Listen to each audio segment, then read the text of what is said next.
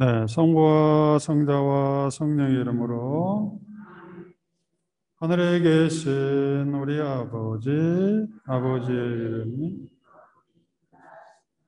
아버지의 나라가 오시며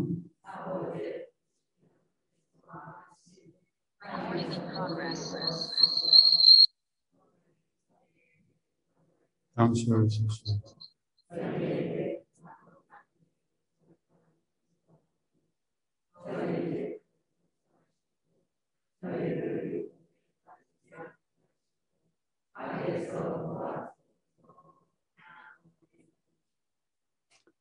성부와 성자와 성령의 이름으로.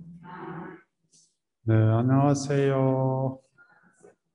네, 오늘은 연중 특강 제2번째 우리 주님의 사랑을 묵상하고 나 자신을 좀 더 사랑할 수 있기를 우리가 기도합시다. 미러라는 책이 있어요. 거울 우리가 보는 화장할 때 보는 거울 있죠? 책의 제목이 거울이에요. 거울. 영어로 미러. 거울이라는 책이 있는데 이것을 쓰신 분이 바로 루이스 헤이라는 분인데 이분은 그야말로 유년기 시절에는 굉장히 어려운 그야말로 뭐 가난한 삶에서 아주 버림받고 또 미혼모도 되고 자기 삶을 이렇게 좌절했던 분이 이 미러라는 이 방법을 통해서 완전히 새로운 삶을 살았던 분입니다.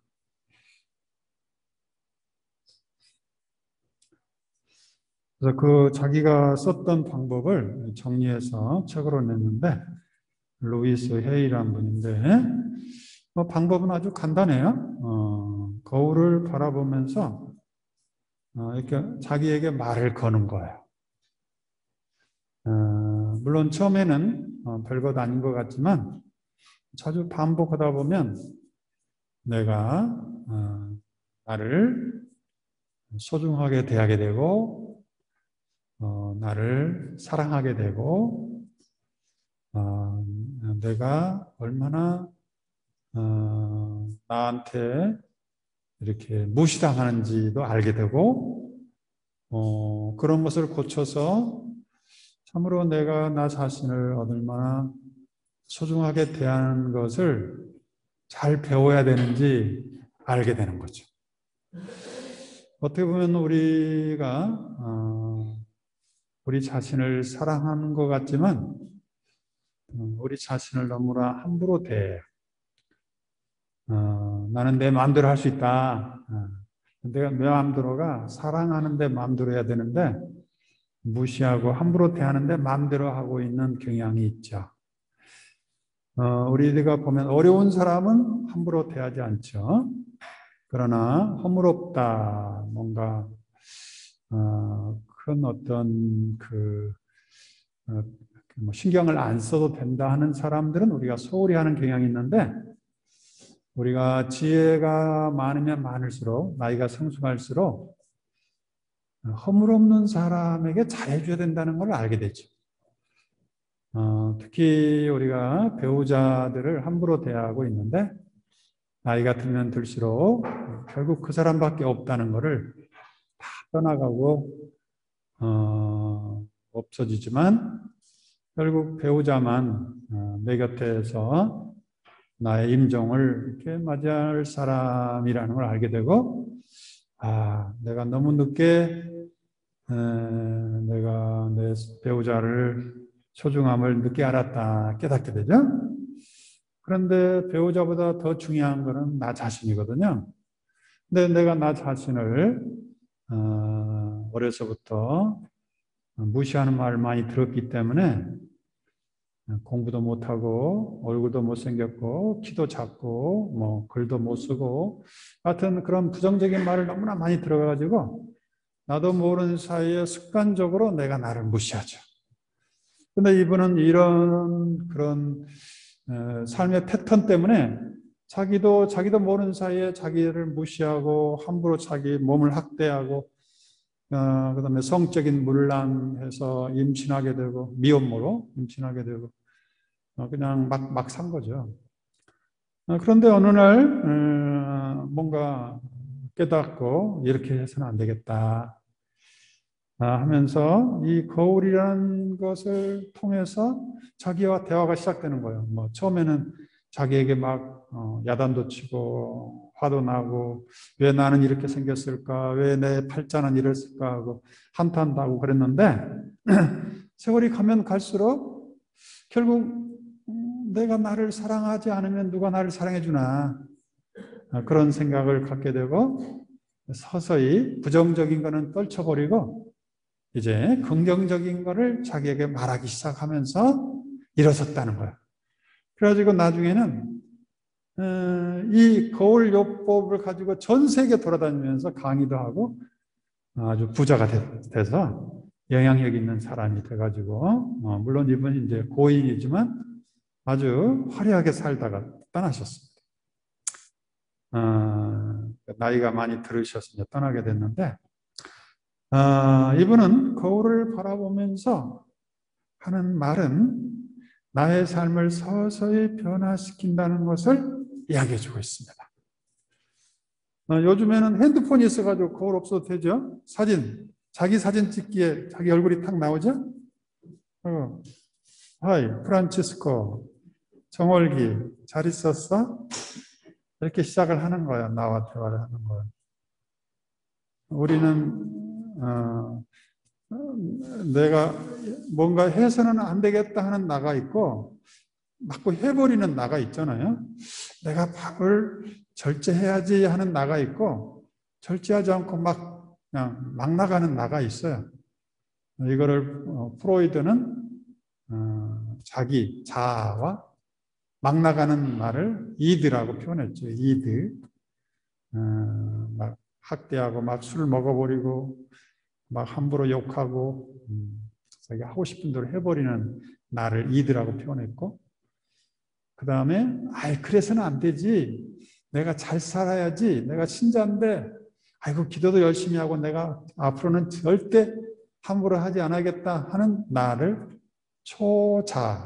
자아를 넘어 초자, 뭔가 초월적인 삶을 살고자 하는 초자가 있고 그 사이에서 이리 갔다 저리 갔다 하는 나가 있어요. 이렇게 세 가지로 표현했는데 세 가지만이 아니고 여러 나가 있죠. 어렸을 때 나가 있고 지금의 나가 있고 어렸을 때 생각하는 나가 있고 그 다음에 후회하는 나가 있고 그냥 살지 하는 나가 있고 시시때때로 여러 가지 달라지는 나의 모습이 있어요. 그런데 이제 거울을 쳐다보면서 쳐다보는 나가 있고 거울 속에 있는 나를 생각하면서 거울 속에 있는 나가 정말 잘 살도록 내가 의식적으로 힘을 주는 거예요. 그러면서 이것이 그동안에 가지고 있던 부정적인 말과 생각들을 다 떨쳐내게 하고 내가 이제는 함부로 대했던 내가 아니고 오 사랑하는 정월기 보고 싶었어. 아침에 일어나서 너를 보니까 너무너무 내가 행복해. 이렇게 될 수 있으면 좋겠다는 거지. 근데 이렇게 할 수 있는 사람은 나밖에 없어. 또 따지고 보면. 그죠? 남편이 해줘야? 절대 안 해줘. 죽어도 안 해주는 거예요. 해주면 좋겠지. 얼마나 좋은데 죽어도 안 해줘. 안 해도 안 해주는 거지. 부부가 안 해줘. 왜? 이 방법을 몰라서 그런 거야. 근데 알기만 하면 내가 그렇게 좋고 이 좋은 걸 누구한테 안 해주겠어요? 우리가 이걸 연습해서 이 사람처럼 루이스 헤이처럼 우리 일상 속에 아주 간단한 건데 이거를 아주 자기 삶을 변화시키는 좋은 자원으로 쓴 거예요. 근데 우리는 거울만 있는 게 아니고 우리 주님이 계시잖아요. 우리 주님이 내 안에 계시다고 믿고 주님과 대화한다면 얼마나 좋겠어요.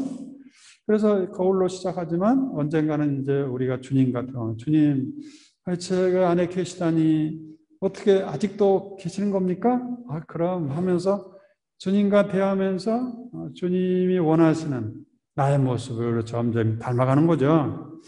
이런 것들이 장치죠, 장치. 이런 지혜들을 우리가 잘 모아서 우리의 마지막 해죠. 어떻게 보면 우리가 이제 90을 바라보고 이제 어떤 분은 80, 어떤 분은 70, 어떤 분은 60, 어떤 분은 이제 100을 바라보고 가고 있어요.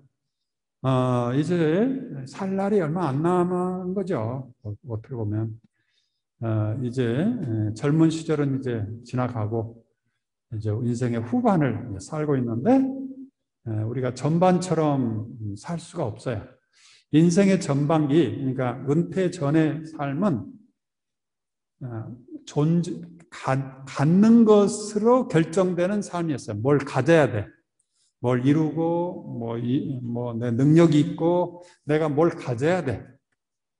그런데 인생의 후반기는 가진 것으로 평가할 수 없는 시대예요. 왜? 더 이상 가질 수가 없어요. 누가 써주지도 않고, 누가 나를 인정해 주지도 않아요. 나이 먹었다고. 그래서 내가 뭔가 가진 것으로 나를 드러내려고 하면 내가 슬퍼져. 그래서 작전을 바꿔야 돼. 가진 것이나 뭐 능력이나 이런 것으로 나를 평가해서는 안 돼, 이제는. 무엇으로 평가해야 돼? 존재로 평가해야 돼, 존재. 내 존재가 어떤 존재인가? 내가 가진 건 없더라도 내가 여전히 소중한, 하느님의 소중한 존재요. 내가 나에게 소중한 존재라는 것을 새롭게 이해하면서 내가 나를 정말 사랑해야 하는 것을 배워야 되겠다. 이거 배워야 돼요. 저절로 되는 게 아니에요. 남을 사랑하는 것도 어렵지만 나를 사랑하는 것도 참 어려워요. 왜? 우리가 그런 것을 배워본 적이 없어요. 어려서부터 나 자신을 함부로 대하고 학대하는 것만 배웠지, 그 다음에 주위 사람들이 나를 부정적으로 이야기하는 것만 들었지, 나를 정말 소중하게 여기고 내 이야기를 귀담아 듣고 야, 너는 하나님의 소중한 존재야, 이런 말을 들어본 적이 없어. 야, 이 바보야, 그것도 못하냐? 바보 같은 게. 이런 말만 너무 많이 들어가지고 진짜 내가 바보인 줄 알아. 야, 이 개구리야. 그런 말을 늘 듣고 살았어요. 내가 개구리가 아니고 하느님의 왕자다. 이거를 내가 새롭게 깨우쳐서 그 왕자답게 살 수 있는 비결이 주님이 성경에 다 써놨잖아요. 이는 내 사랑하는 아들, 마음에 드는 아들이다. 우리는 하느님의 자녀가 됩니다. 자녀는 상속자가 됩니다. 이런 멋있는 말씀을 이제는 내 것으로 삼아서 거울을 바라볼 때마다 왕자님, 하느님의 왕자님, 언제 잘 주무셨습니까? 네, 잘 잤습니다. 아이고, 우리 양장님을 보니까 오늘 행복하겠네? 내가 나와 대화를 하는 거예요? 미쳤나요? 이렇게 미친 거는 곱게 미친 거야. 네. 안 곱게 미치면 너무나 힘들게 하죠. 근데 이렇게 사랑하는 것으로 미치면 우리 인간은 언젠가는 어딘가는 미쳐서 사는 것 같아요. 그죠? 어떤 사람은 돈에 미치고 어떤 사람은 자기 잘난 맛에 미치고, 예수님은 무엇에 미쳤어요? 사랑에 미쳤지. 예수님 미쳐서 저렇지. 안 미쳤으면 어떻게 십자가에 늘 매달려 계셔. 미치신 거야. 누구 때문에? 우리에 대한 사랑 때문에 미친 거야. 우리 부모님도 미친 거 아니에요? 자녀들 때문에 다 퍼주고 노후 대책도 못하고 막 퍼주고 학원에 보내느라고. 그렇죠? 어떻게 보면 우리 인생은 이렇게 어떤 면에서는 미쳐서 사는 거죠. 그러나 무엇에 미치냐, 이게 중요한 거지. 그리고 이제 먼저 우리는 어떻게 보면 여기 있는 분들은 어느 정도 할 일은 다 한 거죠. 이제는 나에게 집중할 수 있는 시간이 된 거예요. 인생의 후반기예요. 내가 존재 자체로 얼마나 행복한지는 내가 나를 어떻게 생각하느냐에 달려 있는 거예요. 자신을 바라보면서 많이 보면 볼수록 좋죠. 누가 나를 봐주면 좋잖아요. 근데 지긋하고 사랑스럽고 따뜻하고 존경스러운 눈으로 누가 봐주나요? 아유, 저 사람은 하고 무시하는 눈으로 봐주는 경우가 많잖아요. 저 사람은 그림도 잘 못 걷네. 그렇지만 나는 그런 능력으로 결정되는 시대가 아니고 나는 존재 자체로 하나님으로부터 사랑받는 존재라는 걸 끊임없이 메시지를 줘야 돼요. 그래서 내가 자신을 바라보면서 폰에 사진 찍기 기능이 있잖아요. 사진 찍기, 자기 찍기. 그 기능을 보면은 거울보다 더 자세하게 얼굴이 보이죠? 얼굴을 잘 보고 특히 눈을 잘 보면서 눈으로 윙크도 해보고 야, 정월기 눈이 참 잘생겼다. 눈이 이렇게 작아서 망정이 참 컸더라면 네가 사죄되기 힘들었겠지? 뭔가 긍정적인 메시지를 주는 거야, 나에게. 사진 찍기 기능에 자기 얼굴을 찍기가 있는데 사진 찍을 때 이걸 거울처럼 이용해서 자신 얼굴을 바라보면서 미소 짓고 사랑의 언어를 속삭이는 거예요. 사랑과 격려의 말은 나에게 힘과 용기를 주고 자존감을 키워주겠죠. 물론 처음에는 익숙하기 전에는 좀 겸언쩍고 좀 이상하기도 하고 내가 이래도 되는가, 이러는 게 맞는 건가 그런 생각이 드는데 내가 끊임없이 올려오는 부정적인 말들을 털어버리고 긍정적인 말을 나한테 하는 것만 가지고도 의미가 있는 거죠. 왜? 내가 기뻐지는 거지. 보람이 있어지고 살만 나고 우울증이 어디서 오는 거예요? 다 이런 것 때문에 오는 거거든요. 나를 부정적으로 생각하고 늘 어렸을 때부터 들었던 그런 부정적인 말들이 나를 누르고 있는 거예요. 아이고 나는 이제는 나이도 먹고 누가 써주지도 않고 직장도 못 나가고 어디 나가도 친구도 없고 이렇게 하면 늘 우울해지는 거죠. 그렇지 않아요. 우리는 이제 존재 자체로 하나님이 나를 바라보고 늘 주는 거예요. 너는 내 사랑하는 아들, 마음에 드는 아들이라는 말씀을 끊임없이 반복하고 있는 거예요. 우리 성경에도 이 똑같은 말이 반복되고 있잖아요. 그런 것처럼 반복이라는 거예요. 반복만큼 좋은 은총이 없는 것 같아요. 제가 나이가 들면 들수록 저도 깨달아지는 게 내가 내 스스로 반복을 자꾸 해서 내 것으로 삼아서 무의식적으로 나올 때까지 반복하면서 그것이 내 것이 돼야 돼요. 성경에 아무리 좋은 말이 있어봐야 뭔 소용이 있어요? 아무 소용도 없어요. 그거를 내가 자꾸 반복해서 내 것으로 삼고 무의식적으로 나올 수 있도록 툭 튀어나올 수 있도록 반복적인 자기 암시가 되는 거죠. 암시는 무의식적인 습관이 되고 신념이 되고 확신이 돼서 생각을 바꾸고 행동과 습관을 바꾸게 되는 거다는 거죠. 이런 것이 인격이죠. 인격. 너는 용서받았어. 주님께서 십자가상 위에서까지도 용서하고 또 용서하셨는데 70번이라고 용서했는데 나도 내 과거를 다 용서해야지. 응? 지난 모든 거 생각나면 나올수록 즉시 용서하고 죄책감을 갖지 말어. 그래, 지금까지 죄책감 가진 걸로 충분해. 주님이 다 없애주셨어. 용서했어. 십자가에 주님께서 매달리셔서 아버지 저들을 용서하소서 그 목소리가 크게 들리잖아. 그래, 나도 너를 용서해 하면서 용서하는 것을 배워가는 거야. 너의 상처, 내가 나를 바라보고 거울 속에 나를 바라보고 이야기하는 거, 너의 상처는 주님 순환을 알게 해주는 좋은 기회가 되었었지. 상처가 삶의 동력이 되었지. 주님의 마음으로 그 상처를 바라보면서 상처가 약이 된다는 걸 알게 됐고, 주님의 순환을 내가 깊이 있게 이해하고 묵상하는 기회가 됐었지. 상처가 꼭 나쁜 것만은 아니야. 어떻게 보면 우리가 이 부조리한 세상에 상처 없이 산다는 것도 그것도 말도 안 되지.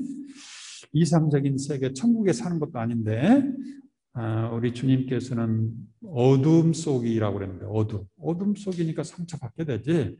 그런데 다행히 우리는 주님이 계셔서 주님의 마음과 주님의 은총으로 상처를 역전시킬 수 있는 믿음이 하나님이 현존하고 계시다는 것을 우리는 믿는 거죠. 그래서 상처가 치유되고 과거를 잊고 앞으로 전진하게 되는 기회로 삼는 거죠. 이제 나에게는 실패가 없다, 상처도 없다. 있다면 주님 안에서 좋은 경험, 내가 인생의 좋은 학교를 그런 상처를 통해서 한 단계 한 단계 받고 대학교까지 나와도 얻을 수 없는 지혜를 내가 얻게 됐다. 이러면 얼마나 좋아요? 그래서 내가 학벌에 내가 좌우될 필요가 없어요. 어떤 사람은 학벌 그러는데 우리가 자녀들을 한 명 나오면 기르는 거는 그런 거기 대학교 나온 거나 똑같아.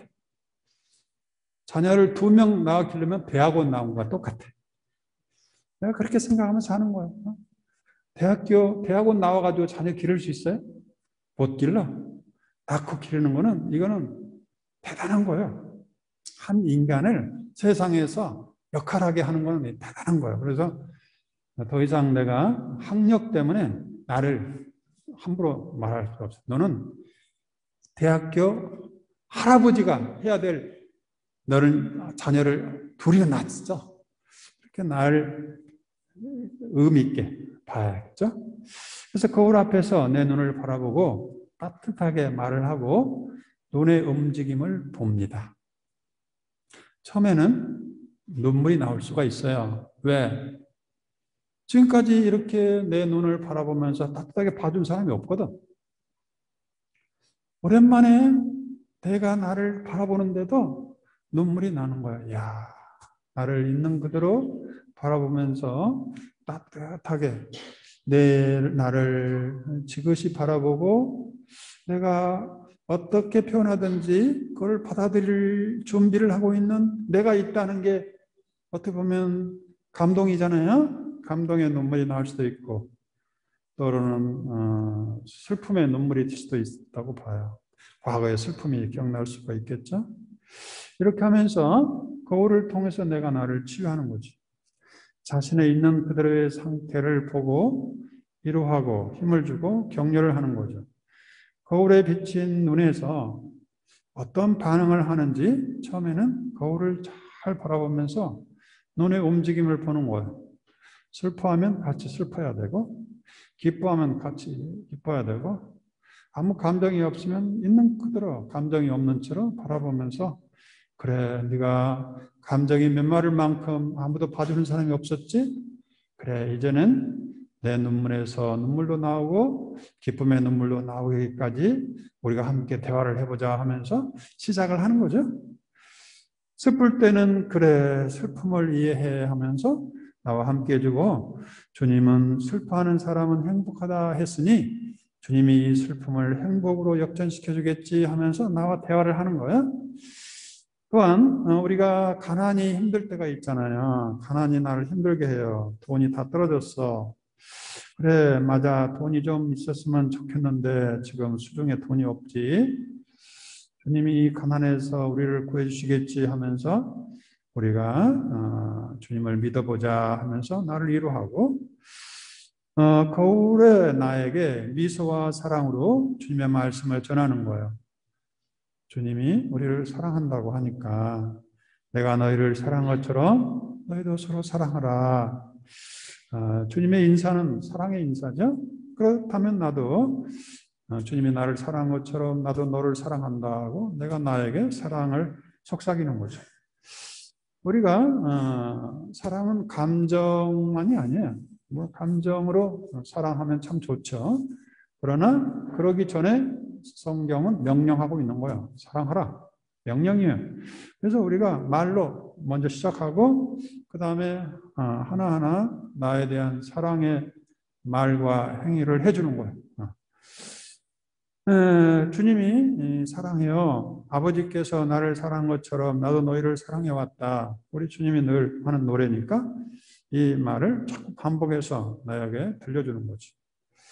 나도 나를 사랑해. 나의 잘한 것도 사랑하고 후회되는 것도 후회되는 나도 있는 그대로 사랑해 하면서 나에게 사랑을 속삭여 주는 거예요.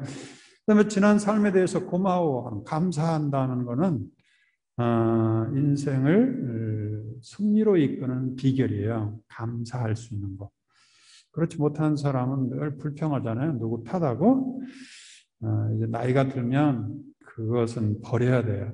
누구 탓하고 누구 때문이야 하는 이런 거는 이제 버리고 그 유명한 어떤 그 회사에 잘 나가는 회사의 그 사장님이 그랬다고 그래요. 자기는 모든 책임이 자기에게 있다고 생각하고 살아간다. 직원이 아무리 잘못해도 그건 내 책임이다 생각하고 하다 보니까 회사가 오히려 잘 된다. 비가 와도 내 책임이다 하고 생각할 정도로 모든 것을 내 책임으로 생각하고 정말 고맙게 생각하면서 살아간다 이렇게 이야기하는데, 탓하지 않고 내가 책임질 줄 알 때 고맙게 되죠. 모든 게 날씨까지도 고맙고, 그래서 늘 고마워하는 삶. 어떻게 보면 내가 이렇게 살아있다는 게 고마운 일 아니에요? 이렇게 숨을 쉬고 살아있고, 나도 여러분 앞에 이렇게 주님을 이야기할 수 있다는 것도 정말 놀라운 사랑, 감사할 일 아니죠? 이렇게 모든 게 다 감사할 일인데, 우리 환경은 자꾸 불평하도록 우리를 촉진하고 있고 유혹을 하죠. 유혹. 그래야말로 유혹이죠. 그런 유혹을 떨쳐버리고, 그래, 내가 이렇게 사는 거, 숨을 쉬는 거, 뭐 좀 어렵고 힘들더라도 내가 이렇게 성당에 나온 거, 뭔가 감사할 일이죠. 이렇게 여러분이 이렇게 강의 들을 수 있는 것도 감사할 일 아니에요? 네네. 코로나 시절에 이렇게 모여서 이렇게라도 그렇게 나에게 해줘서 고마워. 나쁜 일이 일어났다면 거울 앞에 서서 자신을 향해서 이렇게 말하세요. 괜찮아. 그래. 내가 잘하려고 그랬는데 그렇게 된 건데 어떻게. 그렇게 할 수도 있어. 사랑해. 이 일은 오래가진 않을 거야. 나를 늘 위로하고 힘을 주는 거죠. 지금도 사랑해. 네가 잘못하고 실수했어도 사랑해 하고, 나는 못해, 나는 안 돼, 이런 부정적인 말을 이제 더 이상 하지 말고, 앞으로 더 잘할 수 있겠지. 나도 너를 믿어. 사랑해. 나라 안심하여라. 겁낼 것 없다. 예수님이 늘 하시는 거죠. 그 다음에 내 믿음이 너를 살렸다 하고 많은 사람들에게 떠날 때마다 하신 말씀이죠. 이런 말을 내가 나한테 전하면서 내 안에 살아계신 주님께서 나를 늘 살린다는 걸 그렇게 믿는 거죠. 또한 우리 주님은 우리 존재 자체로 하나님의 사랑받는 자녀요. 또 자녀는 상속자. 하나님 나라의 상속자들이죠. 왕자들이지 어떻게 보면. 우리 왕자들과 공주들인데 우리가 너무 작은 일에 마치 거지처럼 살 필요는 없는 거죠. 우리 예수님께서 했죠. 내가 떠난다. 아버지 측면에 있을 곳이 많다. 우리 하늘나라에 땅도 많고 집도 많아. 그러니까 우리가 걱정할 거 없어요. 예수님께서 물 위를 걸으시는 기적의 이야기죠.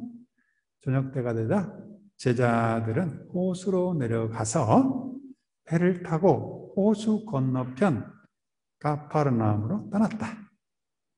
이미 어두워졌는데도 예수님께서는 아직 그들에게 가지 않으셨다. 그때 큰 바람이 불어 호수의 물결이 높이 일었다.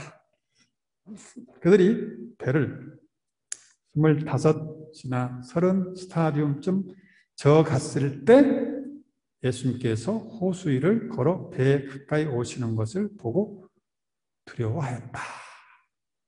예수님께서 물 위로 저녁 때 유령이다.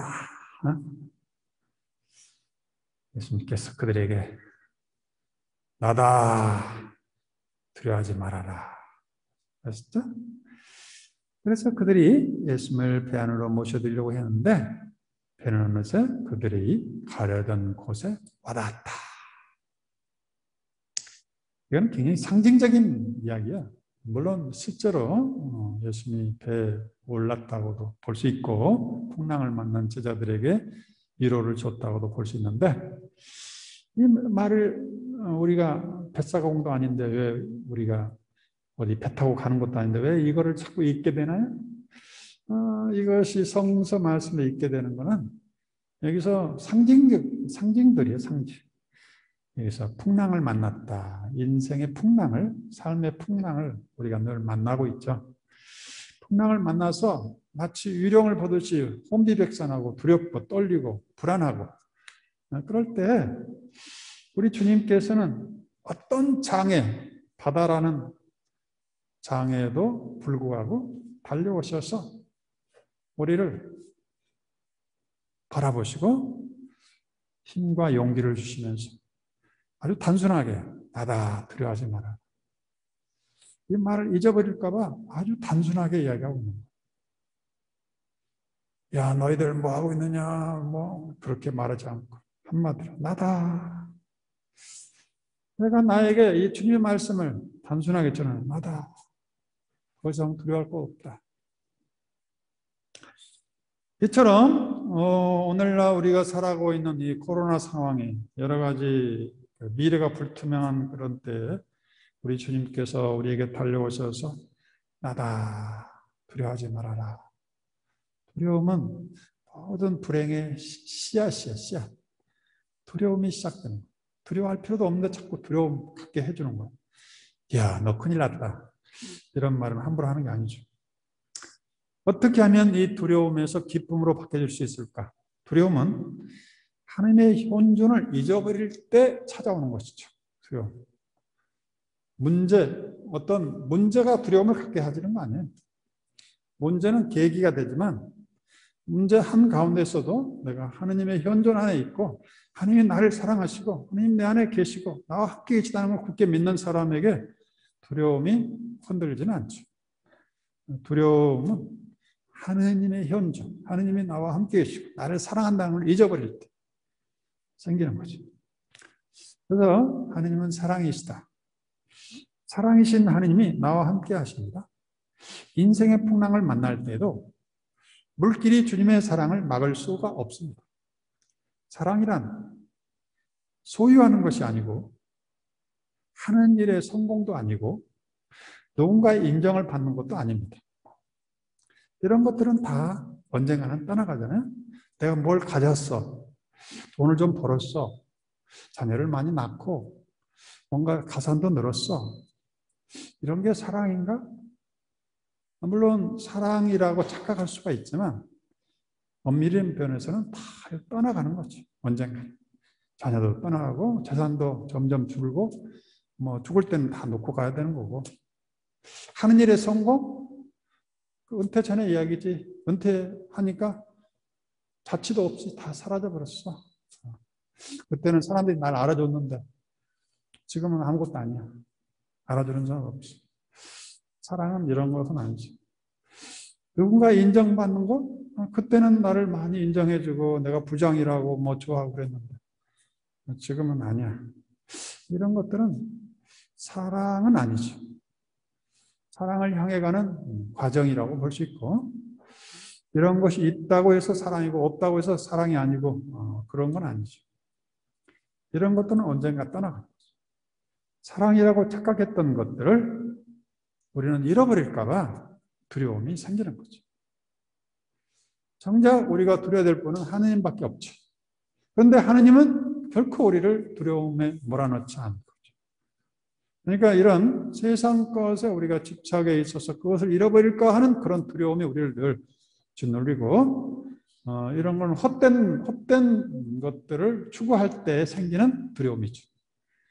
그래서 이런 성경을 읽으면서 내가 헛된 것 때문에 두려워하고 걱정하고 마음 졸여하고 잠 못 자고 그랬구나. 이런 것은 있어도 그만 없어도 그만. 있으면 있은 대로 좋고 없으면 없어도 하나님은 찬미할지어다. 마치 욥 성인처럼 하나님께서 주셨더니 하나님께서 가져가시니 하나님은 찬미할지라. 이런 풍요로운 마음이 내 안에 있을 때 내 행복을 누가 뺏어갈 수가 없죠. 나는 하나님 나라의 자녀인데 언젠가 있을 하나님 나라의 자녀의 풍요로움을 미리서 살고 있는 거예요. 하나님 나라의 풍요로움을 사는데 방해되는 게 있어요? 내가 집이 좀 누추하다고 크게 하늘나라 못 살아요? 통장에 돈이 좀 줄어들었다고 하늘나라 못 사나요? 내가 은퇴했다고 하늘나라 못 사나요? 전혀 아니에요. 우리는 착각을 해요. 뭔가 가져야 되고, 뭔가 뭘 해야 되고, 뭐 능력이 있어야 되고, 그래야 행복하다고 생각하고, 사랑받는다고 생각하는데, 그렇지 않아요. 우리 어려서 어땠어요? 어려서 뭐 능력이 있어서 사랑받았어요? 응아! 하고 세상에 태어날 때부터 우리는 부모의 아낌없는 사랑을 몇 년 동안, 거의 30년 동안 조건 없이. 이게 인생이에요. 우리가 능력이 있어서 한 거는 또 한 30년에서 30년 사이, 한 30년 정도. 그 다음에 30년이 지나서 또 은퇴하니까 또 그렇게 능력을 드러내기 어려워요. 그러니까 인생의 3분의 2는 조건 없이 우리가 사랑받고 있는 거예요. 우리가 기여할 수 있는 거는 딱 3분의 1밖에 안 돼요. 어떻게 보면. 그런데 내가 기여하는 것만 중요시 여기면 나머지 60년은 비참한가요? 그렇잖아요. 그래서 이 사고를 관리해야 돼요. 존재 자체로 사랑하고 사랑받는 존재라는 거. 그렇게 해서 우리가 진복 8단에 가난한 사람 행복하다는 의미를 알아야 돼요. 부자일 때만 행복한 게 아니에요. 어떻게 보면 우리가 빈수레에 왔다가 빈수레로 가는 거잖아요. 또 이 세상에 있다고 해도 그것 때문에 우리가 얼마나 힘들어요. 또 없다고 해서 내가 뭐 굶어 죽고 그렇지도 않아요. 물론 좀 불편하게 살 수는 있지. 그 불편하게 사는 것이 꼭 불행한 것만 아니에요. 그렇게 살면서 인생의 참맛을 깨닫게 되고 하느님의 그 은총의 소중함을 새롭게 깨닫게 되고 사람들을 소중하게 여길 줄 알게 되고 내가 세상에 잘 나간 줄 알았더니 다른 사람의 도움으로 그렇게 됐다는 걸 알게 되잖아요. 그런 면에서 우리가 이런 존재의 깊이를 처음에 가면 가진 것이 그렇게 우리를 결정하지 않는다는 걸 알게 되죠. 자, 사랑이란 어떤 행위도 아니고 재산이나 무언가를 소유하는 것도 아니고 사랑은 하느님이시다. 그 사랑은 우리 안에 항상 살아계신 하느님이시다. 이것을 우리는 성경에서 배우게 되는 거죠. 이보다 더 큰 우리에게 보물은 없는 거예요. 이거는 없어지지 않아요. 이 세상에서뿐만 아니라 죽은 이후로 영원한 세상에 보장되는 우리 하늘나라의 보화예요. 이렇게 풍요롭게 인생을 살아가는 거예요. 이렇게 사는데 방해되는 게 있어요? 방해되는 거? 누군가 그런 무시하는 소리, 그런 것들은 있겠죠. 그러나 그런 것에 귀를 기울일 필요는 없어요. 내가 거울을 엿보면서 그래, 저 사람이 저렇게 이야기하는데 저거는 그냥 흘려터려도 돼. 중요한 것은 네가 주님으로부터 사랑받고 있고 주님이 네 안에 살아계시다는 거야. 자, 성경 말씀. 목마른 사람은 다 나에게 와서 마셔라. 왜 우리는 다른 데 가서 마시려고 그래요? 다른 사람한테 인정받고 뭔가 내가 뭔가 말 잘한다고 좀 인정받고 싶어하고 저 사람은 뭐 능력 있다고. 그 사람이 인정해 줄 수도 있고 안 해줄 수도 있고 인정해 주면 기쁘고 안 해주면 우울해지고 그래야 되나요? 그렇잖아요. 자, 목마른 사람은 다 나에게 와서 마셔라.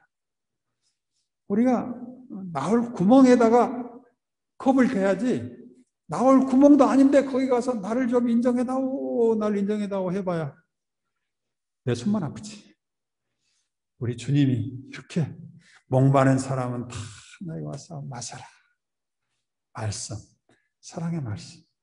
나를, 그 말씀이 뭐야? 세상을 창조한 하느님의 사랑의 언어예요.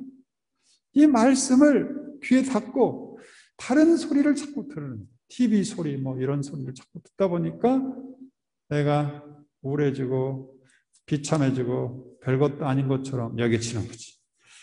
목마른 사람은 다 나에게 와서 마셔라. 나를 믿는 사람은 세상을, 돈을, 뭔가 믿지 말고 주님을 믿는 사람은 성서 말씀대로 그 사람 속에서 샘솟는 물이 사랑, 기쁨, 평화, 인내, 친절, 선행, 진실, 온유, 절제 샘솟는 물이 강물처럼 흘러나올 것이다. 내 존재 자체가 하느님의 자녀이며 하느님의 사랑의 창조적인 존재라는 것을 우리가 잊어서는 안 돼. 이걸 잊어버리니까 두려워지는 거지. 두려워져.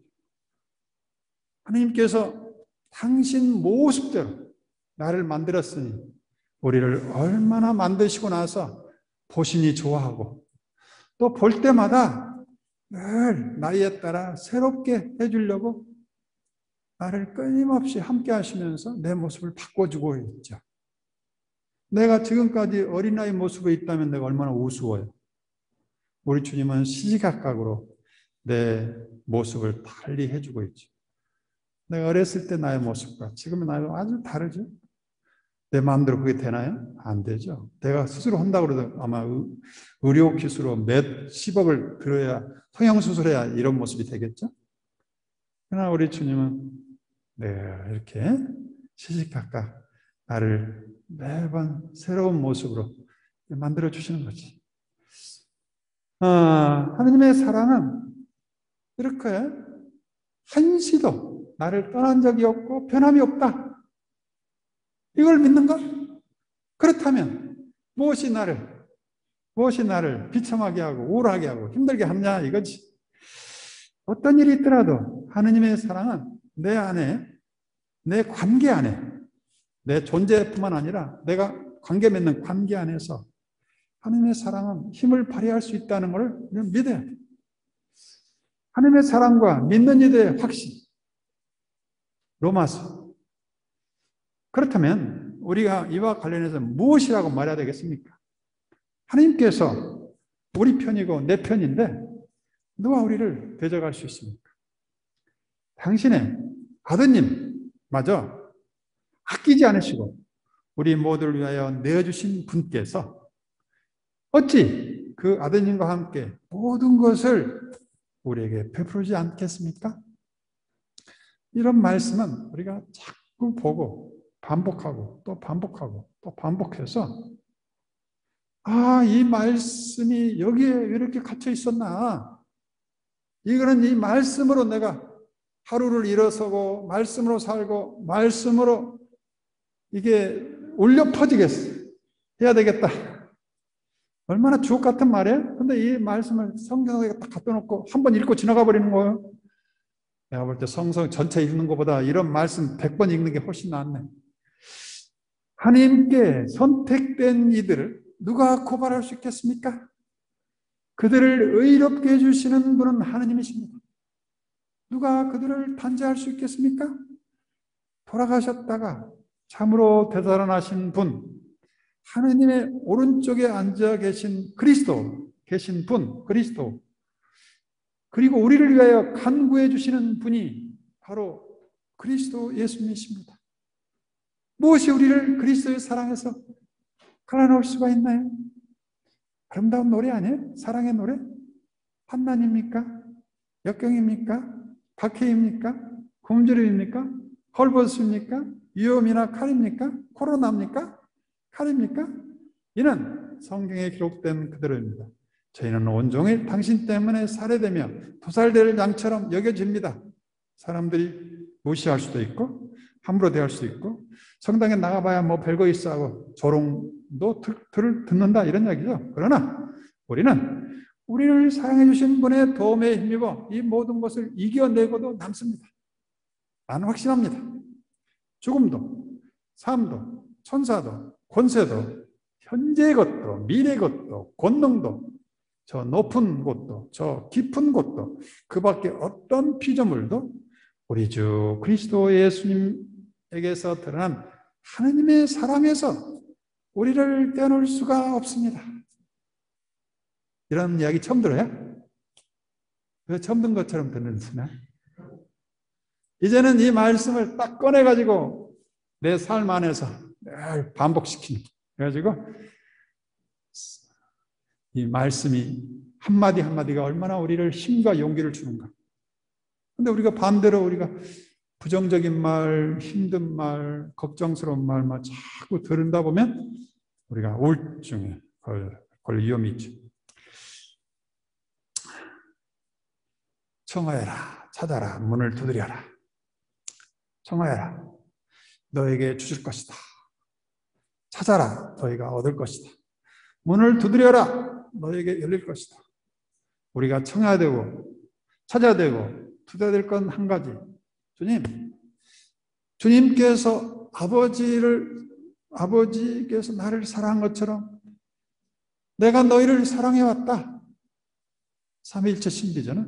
아버지가 예수님을 사랑, 예수님이 아버지를 사랑합니다. 이 사랑의 관계, 삼위일체 관계, 이 사랑의 관계에 초대한다. 내 사랑 안에 머물러라. 삼위일체 사랑 안에 머물러라. 이게 성호경의 의미예요. 성부와 성자와 성령의 이름. 아멘. 나는 내 신앙은 성부께서 성자를 그 사랑하는 관계, 성자는 아낌없이 성부에게 모든 것을 다 봉헌하고 성부의 뜻대로만 살았던 이 일치하고 하나 되는 이 사랑의 역동성의 관계 안에 저도 참여하면서 이 기쁨으로 이것이 세상을 구원한다는 것을 이야기합니다 하는 게 성호경이죠. 이거를 우리가 청하는 거죠. 이거를. 그래서 내가 주님의 성부, 성자, 성령의 삼위일체 사랑 관계 안에 내가 머물러 있다. 무엇이 우리를 함부로 대할 수 있겠어요? 누구든지 청하는 일은 받고 찾는 이는 얻고 문을 두드리는 이에겐 열릴 것이다. 하나님의 사랑의 문이 열려서 그 사람 속에는 샘솟는 물이 강물처럼 성령을 두고 하는 이야기예요. 강물처럼. 성령이 뭐야? 사랑, 기쁨, 평화, 인내, 친절, 선행, 진실, 온유, 절제 등등등등 많은 걸 덧붙일 수 있어요. 소통하는 거. 뭔가 또 다시 상대방을 향해서 노크할 수 있는, 또 다시 관계를 소통하려고 시도하는 것. 이런 것들이 성령의 은총들이죠. 누구든지 너희는 가운데 아들이 망을 정하는데 돌을 줄 사람이 어디 있겠습니까? 하느님이시니 생선을 정하는데 뱀을 줄 사람이 어디 있냐? 너희는 악하면서 자녀들에게 좋은 것을 줄 줄 아는데 하늘에 계신 너희 아버지께서 당신께 청하는 이들에게 좋은 것을 얼마나 잘 주겠느냐? 얼마나 아름다운 노래예요? 이런 주님께서 성서 말씀 안에서 우리를 얼마나 기쁘게 해주시는지, 이런 말씀 안에서 우리가 머물면서 내 사랑 안에 머물라는 주님의 말씀을 우리가 실천해 가는 거죠. 그래서 우리는 하나님의 현존 안에 있다. 하나님의 사랑 안에 있다. 하나님의 자비 안에 있다. 하나님의 용서 안에 있다는 걸 늘 바라보고 늘 오늘 하늘나라의 자녀로 탄생하는 거예요. 이게 신앙이지. 이게 신앙. 나는 포도나무요. 나의 아버지는 농부다. 비유를 통해서 일치성, 하나됨을 강조하고 있는 거죠. 포도나무 하면 딱 생각나잖아요. 딱 붙어 있죠. 떨어져 있으면 끝나는 거죠. 막에 붙어 있으면서 열 맺지 않는 가지는 아버지께서 다 쳐내시고 열매를 맺는 가지는 모두 깨끗이 손질하시어 많은 열매를 맺게 하신다. 우리가 다 많은 사랑의 열매를 맺을 수 있도록 초대하고 있는 겁니다. 그래서 우리가 늘 기도해야 될 내용이 뭐예요? 주님께서 내 안에서 아낌없이 사랑하고 받아 먹으라 내 몸이라 하신 것처럼 그 사랑의 소중함을 깨닫고 내 남은 인생을 사랑하고 또 사랑하다가 주님처럼 아낌없이 주는 나무가 되게 해주십시오 라고 기도한다면 얼마나 좋아요. 근데 반대로 뭔가 모다가 다른 사람들 다 주고 가는 인생도 있지만 그것도 자기가 선택하는 거죠. 근데 나는 주고 또 주고 또 주고 주다가 예수님처럼 주님 저도 다 좋네 이렇게 멋있게 살 수 있도록 주님 우리를 초대하는 거죠. 너희는 내가 너희에게 한 말을 이미 깨끗하게 되었다. 주님이 우리를 깨끗하게 해주시는 거야. 모든 죄에서 과거에서 깨끗하게 해주시는 거야. 깨끗하게 되었다. 내 안에 머물러 있어라. 나도 너희 안에 머무르겠다. 상호성이에요. 상호성. 가지가 나무에 붙어있지 않으면 스스로 열매를 맺을 수 없는 것처럼 너희도 내 안에 머무르지 않으면 열매를 맺지 못한다. 머무른다는 게 뭐야? 이런 말씀을 묵상하면서 주님의 마음을 느끼고 바라보고 만지는 거지. 시각적으로 주님의 모습을 나는 포도나무요. 너희는 가지다 하는 이 주님을 바라보는 거예요. 이 음성을 듣는 거예요. 얼마나 따뜻한 음성이에요. 한 열매를 맺기를 바라는 아버지의 음성, 예수님의 음성. 나는 포도나무요, 너희는 가지인데 우리가 하나가 돼서 내가 많은 열매를 맺기를 원하니까 너희는 많은 열매를 맺을 거야 하는 기대와 희망과 사랑을 담은 언어 아니에요? 이게 단순히 성경이 문자가 아니고 하나님의 말씀이라는 거예요. 내가 이렇게 하나님의 말씀을 읽으면서 말씀 안에서 살아계신 그리스도를 부활시켜내는 거예요. 그래서 이게 하나님의 말씀이라고 하는 거예요. 이게 하나님의 말씀입니다. 문자가 아니고. 그래서 우리가 이런 하나님의 말씀을 살아있게, 나는 포도나무요, 너희는 가지다. 얼마나 단순하면서도 딱 생각하면 그렇죠. 내 안에 머무르고 나도 그 안에 머무는 사람은 이 말씀 속에는 우리가 많은 사랑의 열매, 용서의 열매, 풍요로운 열매를 맺기를 바라시는 예수님의 마음이 담겨 있잖아요. 이렇게 하면서 주님을 만나는 거지. 주님께서 이렇게 마음을 담아서 우리에게 하늘나라의 부활을 이렇게 주고 싶어 하시는구나. 여기에 우리가 나는 부족해요, 나는 잘못해요, 이런 반성할 필요가 뭐가 있어? 이 주님의 사랑 안에 머물러라 그랬지 너희는 반성해라 그런 거 없어. 그러니까 성경을 볼 때 나 중심으로 보는 게 아니고 주님이 어떤 마음이고 어떤 태도고 어떤 의도가 있으신가를 잘 보면 감동이요 사랑이요. 그래서 옛말로 하는 제자들처럼 그분의 말씀을 우리가 읽었을 때 얼마나 뜨거운 감동을 느꼈던가. 내 안에 머무르지 않으면 살려 가진 가지처럼 밖에 던져져 말라버린다 하는 이 말씀 속에는 그렇게 됐을 때 내 가슴이 아프다는 표현이 완전 이렇게 다 되지 않기를 간절히 바라는 주님의 마음이 담겨 있는 거지. 우리 부모도 그렇잖아요. 부모님 자녀들이 이렇게 될 때 얼마나 부모가 속상하고 힘들어. 예수님의 마음이죠. 그러면 사람들이 그런 가지를 모아 불에 던져 태워버릴 때, 내 작품들이 태워버릴 때 나는 너무너무 힘들다 하는 그런 표현은 아니에요. 너희가 내 안에 머무르고 내 말이 너희 안에 머무르면 너희가 원하는 것은 무엇이든지 청하여라. 너희에게 그대로 이줄 것이다. 그래요. 우리가 주님이 원하고 내가 원하고 또 원하는 게 얼마나 아름다워요.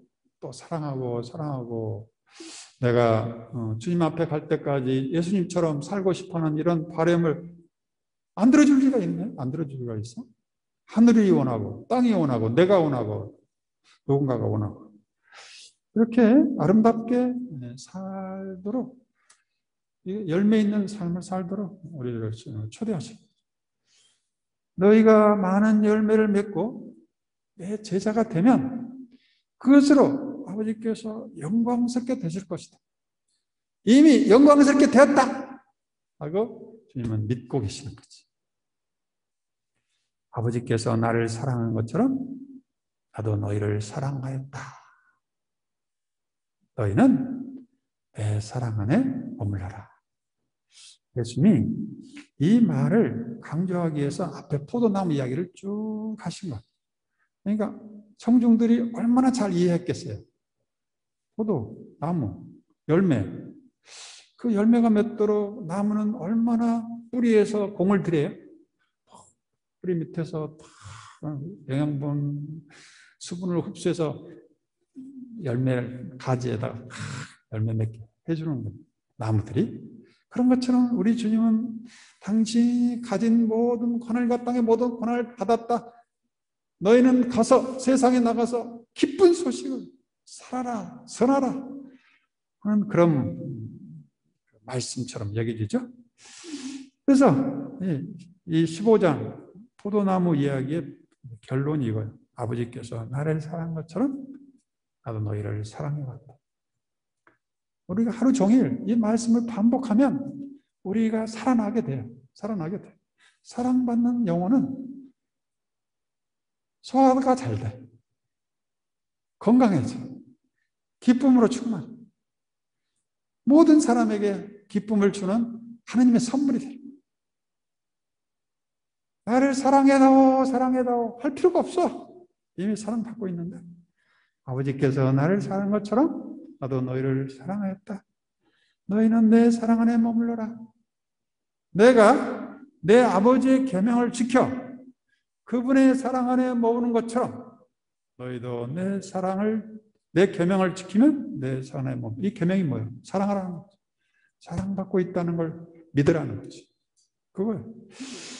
내가 너에게 이 말을 한 이유는 내 기쁨이 너희 안에 있고 너희 기쁨이 충만하게 하라는 것이다.